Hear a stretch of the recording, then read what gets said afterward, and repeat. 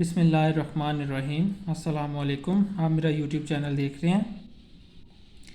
आज हम सॉल्व करने वाले हैं एक्सरसाइज 1.2 का क्वेश्चन नंबर 3 और इससे onward. From the following matrices identify diagonal, scalar and unit matrices. ये कुछ मैट्रिसेस गिवन है हमें, इसमें हमने आइडेंटिफाई करनी है कि ये कौन कौन सी तरह की मैट्रिसेस है। सबसे पहले इसके बारे में हम एक देख लेते हैं। तो ये स्केलर मैट्रिक्स है क्योंकि इसमें डायगोनल एंट्रीज सेम है। ठीक है जी। So this is scalar matrix B. इसके बारे में क्या ख्याल है? ये आपके पास स्केलर तो नहीं है क्योंकि सेम नहीं है, आइडेंटिटी नहीं है क्योंकि ये वन नहीं है। तो ये डायगोनल मैट्रिक्स है। डायगोनल मैट्रिक्स की डेफिनेशन मैं आपको दोबारा से रिपीट करवा देता हूँ। ऐसी मैट्रिक्स को हम डायगोनल मैट्रिक्स बोलते हैं जिसमें डायगोनल की एंट्रीज में एटलीस्ट वन नॉन ज़ीरो होती है और बाकी सारी एंट्रीज ज़ीरो के इक्वल होती हैं। ठीक है जी। अगर आप इसकी तफसीलन वीडियो देखना चाहते हैं तो लिंक मैं डिस्क्रिप्शन बॉक्स में दे दूंगा, तो आप वहां जाकर ये चेक कर सकते हैं, या आप प्लेलिस्ट का भी लिंक आपको डिस्क्रिप्शन बॉक्स में मिल जाएगा। 9th के मैथ की जो यूनिट फर्स्ट है उसका मैंने एक प्लेलिस्ट बनाई हुई है, तो आप सीक्वेंस वाइज उन तमाम वीडियोस को देख के ज़्यादा फ़ायदा हासिल कर सकते हैं। तो सी के बारे में देखते हैं। ये आइडेंटिटी मैट्रिक्स है क्योंकि इसमें डायगोनल एंट्रीज सेम है और वन के इक्वल है। ये अगेन डायगोनल मैट्रिक्स है क्योंकि इसमें डायगोनल की जो एक एंट्री है जो फर्स्ट वाली है वो 3 है, बाकी सारी 0 है। तो ये डायगोनल मैट्रिक्स है। ये भी ज़रा इसके बारे में ख्याल कर लें। 2 - 3 कितना होता है, इसको थोड़ा सॉल्व करना पड़ेगा आपको। So let's solve this. ठीक है जी। लिखा हुआ है 5 - 3 और 0 है 1 + 1। एक चीज़ तो नज़र आ रही है कि ये डायगोनल मैट्रिक्स तो लाजमी तौर पर है। ठीक है जी। इसको सॉल्व कर लेते हैं। सो 5 - 3 ये 2 होता है, ये 0 हो गया 0 हो गया 2। तो कौन सी मैट्रिक्स है ये? जी हाँ, ये स्केलर मैट्रिक्स है। This is scalar matrix. So इसके साथ ही हमारा जो क्वेश्चन नंबर 3 है ये कंप्लीट हो गया। ठीक है। नेक्स्ट हम सॉल्व करते हैं question number 4। Find negative of matrices A B C D and E. वह सिंपल सी बात है, कुछ मैट्रिसेस गिवन है, इनका हमने नेगेटिव मैट्रिक्स इन सब की फाइंड करनी है। याद रखें, जो सिंगुलर होती है एक हो तो उसको हम मैट्रिक्स बोलते हैं, एक से ज़्यादा हो तो उनको हम मैट्रिसेस बोलते हैं। ठीक है जी। सो इनको हम 1 by 1 सॉल्व करेंगे। ठीक है। सबसे पहले मैं थोड़ा सा इसको एडजस्ट कर लेता हूँ, फिर लिखता हूँ। क्वेश्चन नंबर है 1। ए है हमारे पास 1 0 -1। याद रखिए, इसका आपने जब नेगेटिव मैट्रिक्स फाइंड करनी है तो आपने जस्ट इन एंट्रीज को माइनस के साथ मल्टीप्लाई कर देना, यानी कि आपकी जो नेगेटिव मैट्रिक्स होगी वो होगी -a, जो कि होगी -1। 0 के साथ आप अगर मल्टीप्लाई करते हैं तो वो उससे कोई फ़र्क नहीं पड़ता। तो ये हमारे पास इसका सलूशन है। ये फाइंड होगी हमारे पास नेगेटिव मैट्रिक्स ए की। हम बी की करना चाहते हैं तो बी पहले मैट्रिक्स लिख लेते हैं। 3 है 2 है -1 है 1 है। ठीक हो गया जी। अब आगे हम इसका नेगेटिव मैट्रिक्स फाइंड करना चाहते हैं तो इन एंट्रीज की हम साइन चेंज कर देंगे। ठीक है जी। ये आ जाएगा -3, ये आ जाएगा -2, ये आ जाएगा 1, ये -1।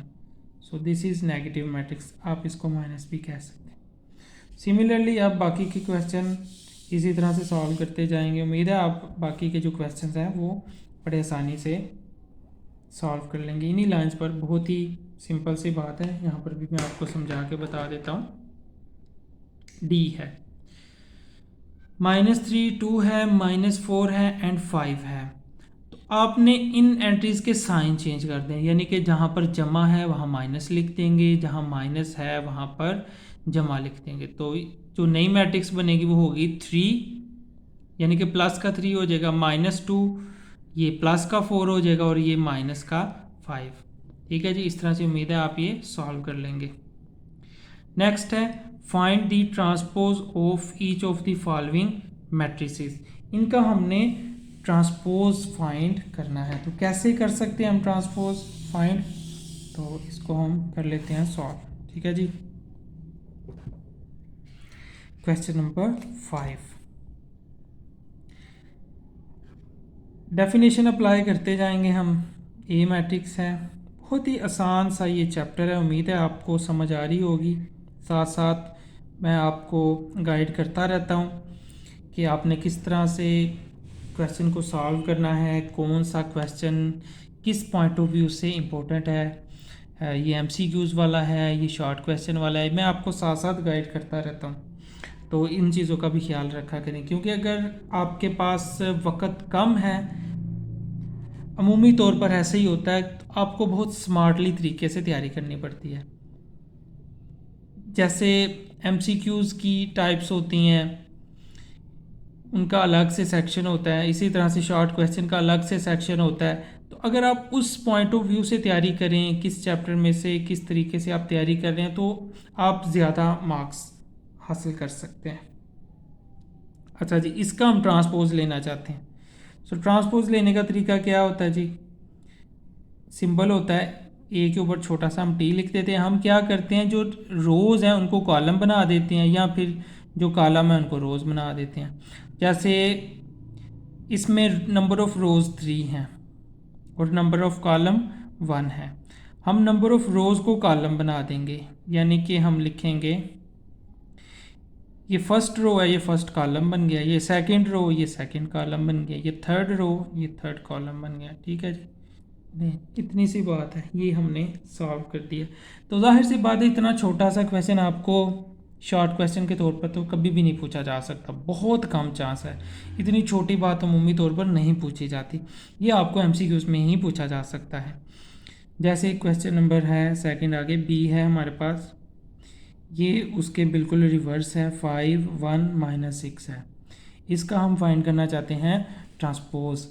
तो हम कैसे करेंगे, बी उसके ऊपर टी लिखेंगे। तो जो फर्स्ट रो है उसको हम फर्स्ट कॉलम बना देंगे, फर्स्ट रो है इसको हम कॉलम ही बना देंगे बेसिकली। ये रो है, इसको हम कॉलम में लिख देंगे 5 1 -6। ठीक है जी, तो ये इसका ट्रांसपोज बन गया। डेफिनेशन यही कहती है हमें। ठीक है जी, ये तो था इस तरह से। ठीक है जी, अब हम ऐसा करते हैं, कोई थोड़ा सा मुश्किल क्वेश्चन को हम तलाश करते हैं। चलिए सी को ही लिख लेते हैं। ये है 1 2 3, चले 1 2 3 हो गया जी। और ये आपके पास फर्स्ट कॉलम है और सेकंड है आपके पास 2 -1 एंड 0। ठीक है जी, अच्छा जी, इसको हम ट्रांसपोज फाइंड करना चाहते हैं। तो ये होगा बेसिकली सी टी, ऐसे ही होगा। अब जो रोज़ हैं वो कॉलम बन जाएंगे और जो कॉलम है वो रोज़ बन जाएंगी। तो ये जो फर्स्ट कॉलम नज़र आ रहा है, आप इसको फर्स्ट रो करके लिखते हैं 1 2 3। ठीक है, ये जो सेकंड कॉलम है इसको आप सेकंड रो बना देंगे, 2 -1 0। ये आपके पास आंसर है, इतनी सी बात है। ठीक है, सो ये क्वेश्चन थे इस तरह से। उम्मीद है आप बाकी के क्वेश्चन खुद ट्राई करेंगे, बहुत ही इजी हैं। ठीक है जी, इसमें रोज़ को आप कॉलम बना देंगे या फिर आप कॉलम को रो बना दें, एक ही बात है।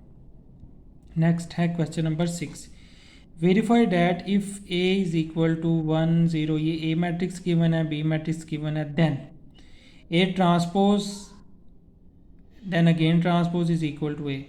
अच्छा, कहना ये क्या चाह रहा है कि आपने अगर साबित वेरीफाई ये करना है कि अगर किसी मैट्रिक्स का 2 दफ़ा आप ट्रांसपोज ले लें तो वो मैट्रिक्स दोबारा वही बन जाती है। ठीक है जी, तो इसको हम सॉल्व कर लेते हैं।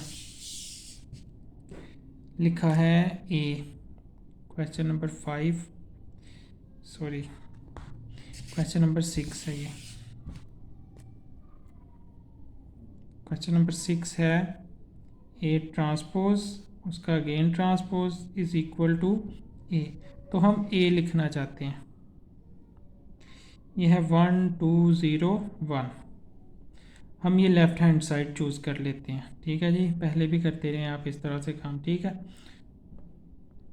तो आपने ले लिया ए ट्रांसपोज, तो ए ट्रांसपोज किसके इक्वल होगा? 1 2 0 1, ठीक है जी। अगेन इसका हमने लेना है ट्रांसपोज, इसका अगेन ट्रांसपोज, यानी कि आपने इसी का ट्रांसपोज दोबारा ले लेना है। ये आ जाएगा 1 2 0 1। देखें क्या ये ए ही नहीं बन गया दोबारा? बिल्कुल, ये ए के इक्वल आ गया। यहाँ से हम कह सकते हैं left hand side is equal to right hand side. बस अपने प्रूव कर दिया, साबित कर दिया कि अगर आप किसी भी मैट्रिक्स का 2 दफ़ा अगर आप ट्रांसपोज ले लें तो वो वही आ जाती है, ठीक है जी। ये आपको एमसीक्यू में भी पूछा जा सकता है।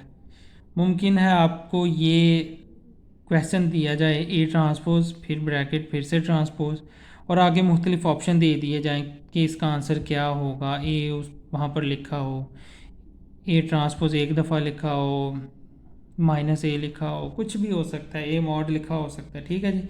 तो आपने समझ जाना है कि अगर 2 दफ़ा ट्रांसपोज लिया गया है तो वो इटसेल्फ मैट्रिक्स आ जाएगी, ठीक है जी। सिमिलरली ये सेकंड वाला पार्ट आपने खुद ट्राई करना है।